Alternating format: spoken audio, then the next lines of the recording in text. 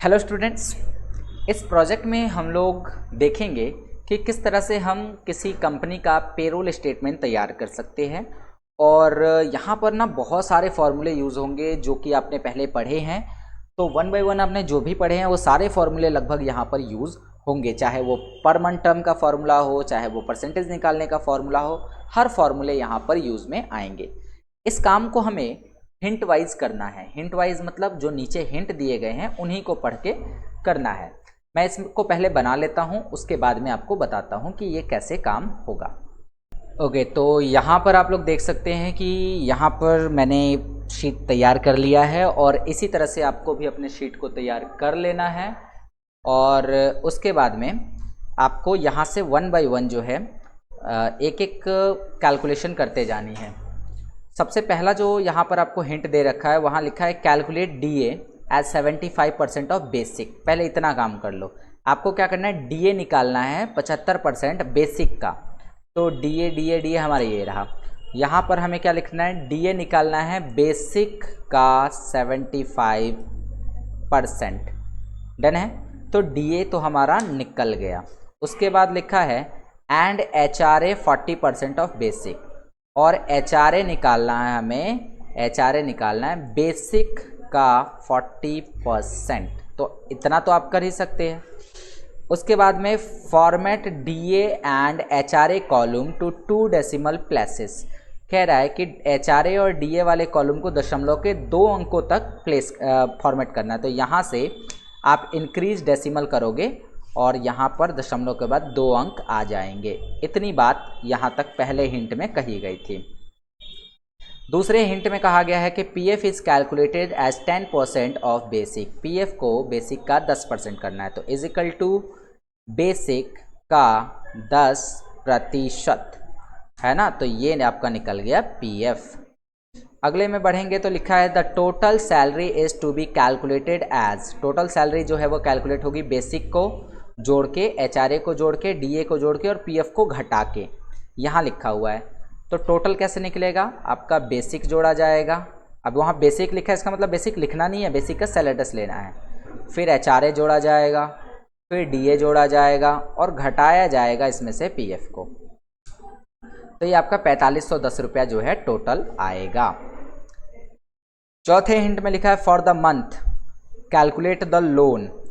कह रहा है कि यहाँ पर लोन के लिए लोन को कैलकुलेट करना है as 30 times the total salary. Total salary का 30 गुना, मतलब ये जो 4510 है इसका 30 गुना लोन देना है। फॉर एम्प्लॉयज़, उन एम्प्लॉयज़ को हुज टोटल इज़ अबाउ 4500, जिनका टोटल 4500 से ज़्यादा है।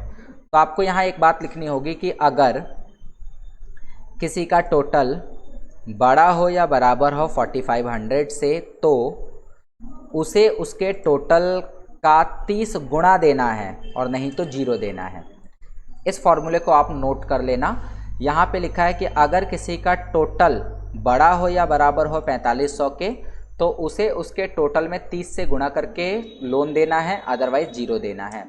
तो यहाँ पर 1,35,300 की लोन कैलकुलेट हो गई, क्योंकि यहाँ इसका जो टोटल है वो 4500 से ज़्यादा है। अच्छा, क्या हो अगर टोटल 4500 से कम हो जाए, लाइक मैंने 2000 किया, तो यहाँ देखो टोटल 4100 आ गया, जिसकी वजह से लोन 0 हो गया। ठीक है, तो इस बात को ध्यान रखेंगे। उसके बाद आगे बढ़ेंगे तो अगले वाले में कहा है the loan amount paid column indicate the amount to be repaid per month. कह रहा है कि ये वाला जो कॉलम है ना, लोन अमाउंट पेड, ये वो इंडिकेट कर रहा है कि हर महीने कितना पैसा वापस होगा, रीपेड होगा। जैसे लोन तो हमने दे दिया, तो एम्प्लॉय हर महीने कितना पैसा हमें वापस करेगा लोन की वजह से। Calculate the loan repayment. Loan को रीपेमेंट आपको कैलकुलेट करना है। और कैलकुलेट क्या करना है, 15 साल के लिए लोन दिया गया है और इस पर इंटरेस्ट रेट 5% लगाया गया है। तो आपको याद आ रहा होगा कि एक फॉर्मूला होता है which is PMT per month term.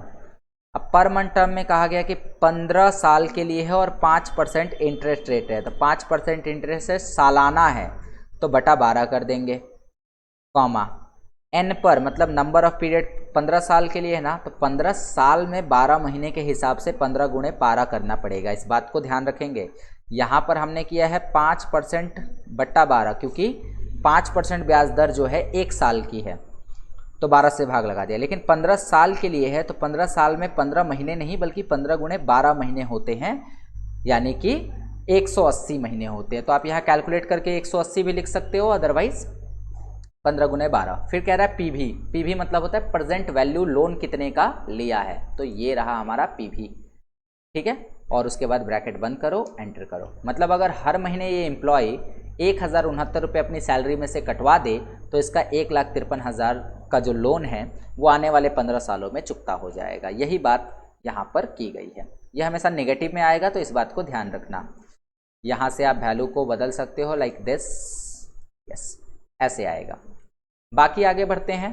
Rename the seat 1 to as January, मतलब जिस सीट में आप काम कर रहे हो उसका नाम बदल के रख दो जनवरी। ठीक है, तो जैसे मैं शीट 15 पे काम कर रहा हूँ तो मैंने इसका नाम बदला राइट क्लिक करके और इसका नाम रख दिया जनवरी।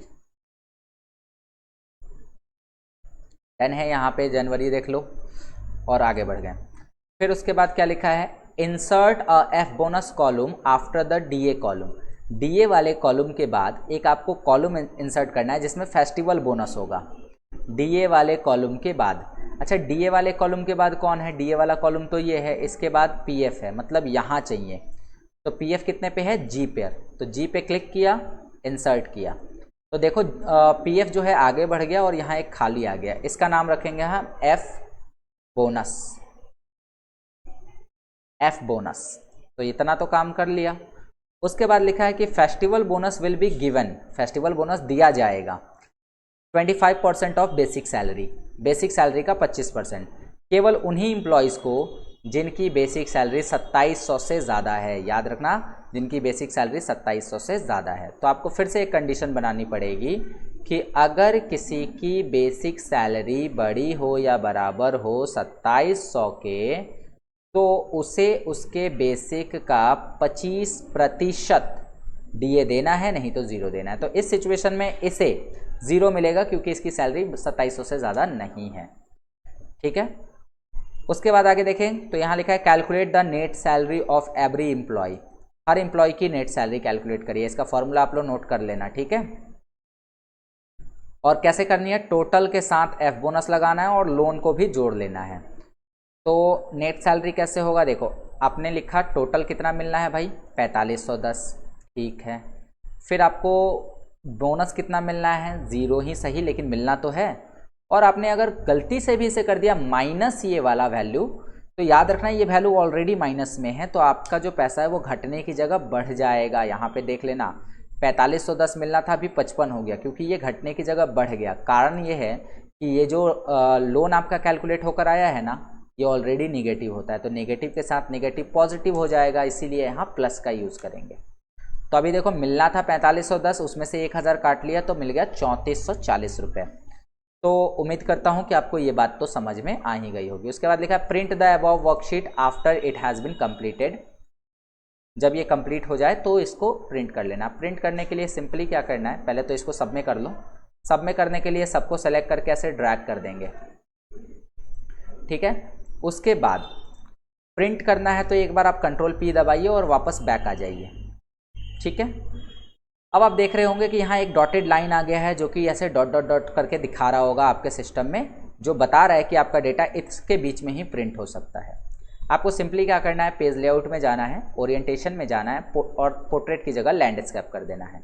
अब आपका जो डॉटेड लाइन है वो आगे चला गया है और अब आप इतना समझ सकते हैं कि आपका जो डेटा है वो इस सीट पर प्रिंट हो जाएगा। बस आपको सिंपली क्या करना है, आपको थोड़ा इसको चौड़ा कर लो, ये डॉटेड लाइन के बराबर ले लो इसको। डन, कंट्रोल पी दबाना है।